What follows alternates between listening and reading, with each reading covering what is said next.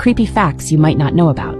Number 1. In France, you can legally marry a dead person. 2. When you fall in your dreams, it means that your brain fell asleep too fast, so it tried sending a signal to see if you're still alive. 3. When you ride roller coasters, your organs move around a bit in your body. 4. You can tell if you're dreaming or not by looking for a clock. Clocks will never be in a dream because there is no sense of time. Number 5. Overthinking too much can kill you. 6. Statistically, there's a 95% chance you may have passed by someone who has committed a serious crime without ever knowing it. 7. In rare cases, people have committed violent crimes, including murder, while sleepwalking with no memory of their actions afterward. 8. Some people experience sleep paralysis, where they wake up but can't move, often accompanied by terrifying hallucinations of an old lady sitting on their chest. Number 9. Pareidolia is a condition when your brain sees patterns like faces or figures in random objects or shadows, often leading to eerie or unsettling images. 10. If you type this number, you will see an aerial pic of a man dragging a body into a river. This clever girl asked her ex for one last favor. He agreed to do it, grudgingly, without realizing he was being manipulated. After doing the favor, he actually wanted to get back with her. Let's look at exactly what favor she asked for, and how it works. Imagine your boss asked you to write 5 good reasons why starting work 2 hours earlier and finishing 2 hours earlier would be a good idea. So you start thinking, okay, well here in Mexico City, I'd save an hour in traffic, plus I could have lunch with my family and save another hour in traffic on the way back. I'd have the whole afternoon free and finally be able to focus on my own projects.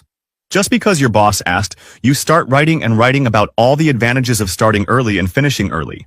2 weeks later, there's a vote in the office. The options are, stick to the usual schedule or switch to starting and ending earlier. Without thinking twice, you vote for the earlier shift, because you've got all those benefits fresh in your head. What you don't know is, you were part of an experiment. Half the office had the same task as you, while the other half was asked to write about the disadvantages of starting and ending earlier. And that had a huge influence on the way they voted. The people who wrote about the downsides had those things stuck in their heads. They'd have to wake up earlier, they wouldn't get enough sleep, they wouldn't be able to go out to dinner or play soccer at night with friends. They were super clear on all the negatives. And obviously most of the people who wrote about the pros voted for the change, while most of the ones who wrote about the cons voted against it. So you're probably starting to figure out what kind of favor this clever girl asked her ex. When they broke up, all he could think about were complaints. Everything that annoyed him about the relationship. Everything he was fed up with. And she knew that. She knew she couldn't convince him with words. So instead of trying to talk him into anything, she said, I'm sure you have your reasons for wanting to end things, but could you do me one last favor? Could you write me a letter telling me what you did like about the relationship? What you appreciated about me?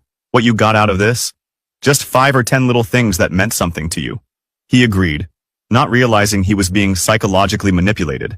He started remembering, well, for example, when I used to come home from work, all stressed and anxious, within an hour you had me calm and happy. I also liked how you threw surprise parties for my birthday, and how thoughtful and generous you were with your gifts. You really put effort into them. Another thing I liked was how you believed in me. When I told you about my business plans and dreams, your belief in me made me believe in myself too. And as he kept writing, all the good memories started coming back. He wrote things like, I liked that we got into mischief together, like the time we slept over at your parents' place and no one noticed. And little by little, his face changed, from angry and determined to soft, nostalgic, even happy. After writing 4 full handwritten pages, he told her, your letter's ready. And she replied, I'm out of town, but I'll come by Monday to pick it up and say goodbye. Thank you for doing this. I love you. So all those positive memories kept marinating in his head. And when she showed up Monday to give him one last hug and kiss, he said, I've been thinking, do you want to give this another try?